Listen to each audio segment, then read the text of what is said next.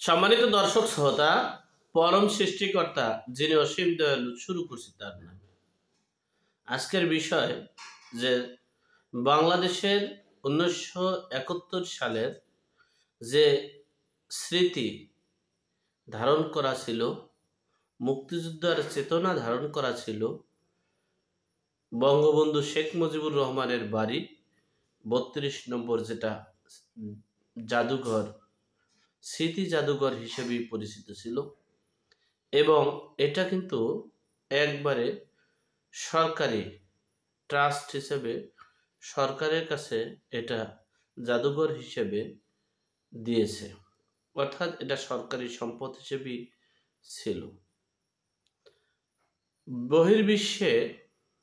বিশ্বের বিভিন্ন গণমাধ্যম এবং জরিপে আসছিল যে বাংলাদেশে যে একটা উগ্রপন্থী, একটা সন্ত্রাসী জঙ্গিবাদীর উত্থান হয়েছে। বাংলাদেশ এই জঙ্গিবাদী, সরকারি, সন্ত্রাসী ও উগ্রবাদী তালেবানি রাষ্ট্রের 3য় নম্বরে আছে বিশ্বের এই জঙ্গি রাষ্ট্র হিসেবে। সেটাকে তারা বিভিন্নভাবে প্রমাণ করতে চেয়েছে, কিন্তু আমরা সেটাকে রিসিভ করিনি, আমরা গ্রহণ করতে চাইনি, আমরা করবও না। কিন্তু দেখা গেছে আমাদের কাজে এবং কর্মে সব কিছু প্রকাশ পেয়েছে জঙ্গি এবং সন্ত্রাসী তালেবানের দিকে ধাবিত। কারণ হচ্ছে এই যে 32 নম্বর বাড়ি সহ বাংলাদেশের প্রায় জেলায় আওয়ামী লীগের নেতাকর্মীদের এবং শেখ পরিবারের বাড়িগুলো ভেঙে চুরমার করে দেওয়া হয়েছে। এটা দেওয়ার কথা ছিল যে 3 দিন বাংলাদেশের পরিচালনাকারী সরকার বলতে কিছু ছিল না, তখন করা উচিত ছিল।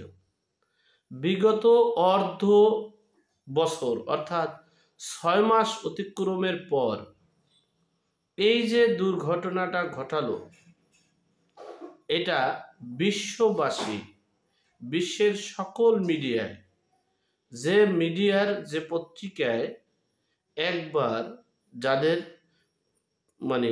বিষয়ে আলোচনা করা হয়, সেটা সেই আলোচনার রেজাল্ট না হওয়া পর্যন্ত এটা হবেই কনফার্ম। বিশ্ববিখ্যাত ম্যাগাজিন, পত্রিকা, টাইমস, ভারতীয় গণমাধ্যম, ব্রিটিশ গণমাধ্যম, সকল গণমাধ্যমে জায়গা করে নিয়েছে ধানমন্ডির 32 নম্বর বাড়ি সহ বাংলাদেশের অনেক বাড়িঘর যে ভেঙে চুরমার করে দিয়ে দেশে ধ্বংসস্তূপে পরিণত করেছে, এমনকি দেশটা জঙ্গি তালেবানি সন্ত্রাসী রাষ্ট্রের দিকে ধাবিত করেছে। এবং বিশ্বের বিভিন্ন মিডিয়ায়, বিশ্ববিখ্যাত মিডিয়াগুলোতে প্রকাশ পেয়েছে যে এই দেশে স্বাধীনতার স্মৃতি রাখবে না, 1971-কে অস্বীকার করতে চায়, 1971-এর সংবিধানকে অস্বীকার করতে চায়। সেই পরাশক্তি দেশের উগ্রবাদিত্বে রূপান্তরিত হয়েছে। এখানে এই 6 মাস পর এমন কিছু কাজ আছে, সময় করলে আপনি সেটা ফল ভালো হয়, অসময়ে করলে সেটা চরম খেসারত দিতে হয়। দেখবেন একটা গ্রামে একটা অপরাধী ছেলে, ধরেন সে ছেলেটা মস্ত বড় অপরাধী, কিন্তু ওই ছেলেটাকে যদি আপনারা নির্মমভাবে মারেন, মারতে মারতে এরপরে তাকে মেরে ফেলেন, তখন মানুষ তখন হাহাকার করে, সমাজের মানুষ তখন ঘৃণা করে যারা মারে তাদেরকে, যে এইভাবে নির্মমভাবে এই লোকটাকে মারতে পারো, এরা কি মানুষ না অন্য কিছু? যদি মানুষ হয় তাহলে তো তারা মারতে পারে না এভাবে। ঠিক তেমনি 6 মাস পরে বাংলাদেশের স্বাধীনতার ইতিহাস মোছার জন্য, বাংলাদেশের ঐতিহ্য মোছার জন্য, বাংলাদেশের সব কিছু শেষ করার জন্য যে চেষ্টা, যে পায়তারা, তাতে হিতে বিপরীত ছাড়া অন্য কিছু হচ্ছে না। আমরা আশঙ্কা করছি, আমরা চেয়েছিলাম, আমরা বুঝতে পারছিলাম যে না, আমাদের ছাত্র জনতার মাধ্যমে ভালো কিছু আশা করা যাবে। কিন্তু আমাদের এখানে ছাত্র জনতার মধ্যে আমাদের উগ্র জনতা, আমাদের জঙ্গি জনতার উত্থানের কারণে আমাদের সুফলটা নষ্ট হতে যাচ্ছে। আমাদের কৃষক শ্রমিকদেরকে শেষ করা হচ্ছে। আমাদের এই স্বাধীনতার চেতনাকে শেষ করা হচ্ছে। বিশ্ববাসীর সকল পেপার পত্রিকায় আজকে সেটা ফুটে উঠেছে এই ধ্বংসস্তূপের মধ্য দিয়ে। একটা বুঝতে পারেন যে এই বেকু হিসেবে অনেকে চিনে, গ্রাম অঞ্চলের মানুষ, আমি সহজ ভাষায় বললাম, এই বেকু দিয়ে, ক্যারেং দিয়ে সারা রাত্র ভাঙার কার্যক্রম করেছে। বুঝতে পারেন তাহলে দেশটা কোন দিকে ধাবিত হয়েছে। 1971 সালেও যখন যুদ্ধ হয়েছিল তখনও কিন্তু এভাবে ধ্বংসস্তূপ করেনি কেউ। সেই ধ্বংসস্তূপ করেছে এই ডক্টর মোহাম্মদ ইউনূসের ছাত্র জনতারা, যেই ছাত্র জনতার মাধ্যমে ডক্টর ইউনূস সরকারে বসছে এবং সরকার পরিচালনা করছে। বিশ্ববাসী কাছে আমরা এখন ঘৃণিত, জঘন্য ঘৃণিত, নিকৃষ্ট জাতি হিসেবে চিহ্নিত হলাম। আজকে এর চেয়েও যদি এই 32 নম্বর বাড়ি সহ যে সকল বাড়িগুলো ভাঙছে, তার চেয়েও যদি হাজারো গুণ ভাঙতো যদি 5, 6, 7 এই 3 দিনে, তাহলেও আমরা এত ঘৃণিত এবং নিকৃষ্ট জাতি হিসেবে উপাধি পেতাম না।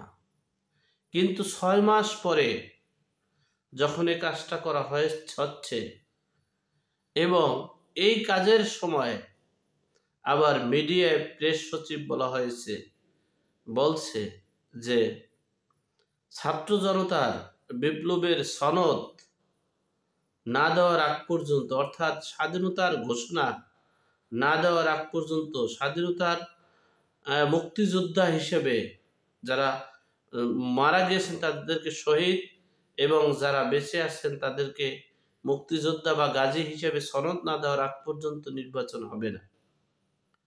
তাহলে বুঝতে হবে এই রিসেট বাটনই সেই রিসেট বাটন। এই রিসেট বাটনই 1971কে বাদ দেওয়া, সংবিধানকে শেষ করা, ইতিহাসকে ধ্বংস করার নামই হচ্ছে এই রিসেট বাটন। আমরা এগুলো চাইনি। এদেশের মানুষ শান্তিপ্রিয় মানুষ, তারা যেমন প্রতিশোধকে, উগ্রবাদিত্বকে যেমন পছন্দ করে না, তেমনি কোনো অন্যায়কারীকেও তারা ভালোবাসে না। সুতরাং আমরা এমন কোনো কর্ম করব না যে কর্মের জন্য আমাদের চরম খেসারত দিতে হবে।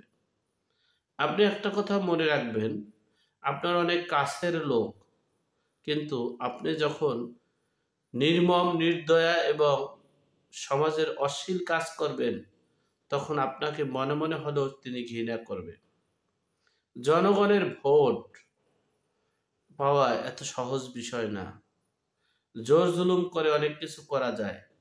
যে জোর জুলুম করেছে এই আওয়ামী লীগ, যার খেসারত কতভাবে দিতে হচ্ছে, ঠিক আপনারা যদি তার চেয়ে বেশি জোর জুলুম করেন, আপনারা কি একটাবারও ভাবছেন যে এই অপকর্মগুলো যদি আমরা করে থাকি, আমরা অতি উৎসাহিত যদি করে যে এই অপকর্ম করি, এর বিচার, এর খেসারত যদি তারা যারা চলে গেছে যে শক্তি, তাদের যদি কোনো রকমের উত্থান হয়, পুনর্বাসন হয়, তাহলে আমাদের অবস্থা কি হতে পারে?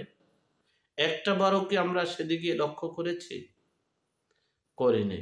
যাই হোক, এই কাজের জন্য ৫ তারিখের জন্য এই সরকারের চরম খেসারত দিতে হবে। এমনটাই প্রকাশ করেছে বিশ্বের সকল গণমাধ্যমগুলো।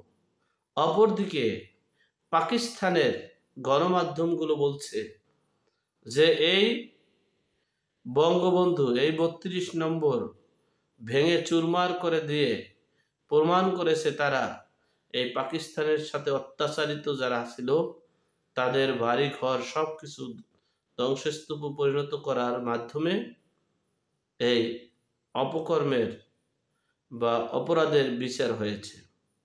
অর্থাৎ তাদের তাদের আকার ইঙ্গিত এবং কথায় বক্তব্যে বোঝা যাচ্ছে এই দেশটা পাকিস্তানের রাষ্ট্র হিসেবেই রূপান্তরিত করতে যাচ্ছে।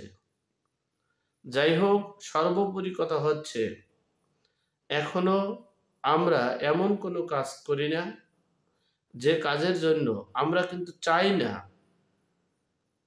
আওয়ামী লীগ দ্রুত পুনর্বাসন হোক, কিন্তু আমাদের যে অপকর্ম, ছাত্র জনতার যে অপকর্ম, সে অপকর্মে আওয়ামী লীগকে পুনর্বাসন করতে বেশি সময় আর লাগবে না। কারণ হচ্ছে মানুষের হৃদয়ে যখন আপনি দেখবেন এই দেশে অনেক বিএনপি আছে, তারা কিন্তু অর্ধেক বিএনপি ছুটে গেছে এই লুটপাট নৈরাজ্য, এমনকি ধানমন্ডির ৩২ নম্বর বাড়ি সুদসাধনের সবকিছু ভেঙে চুরমার করার মাধ্যম কিন্তু বিএনপি। বলতে পারেন কেন?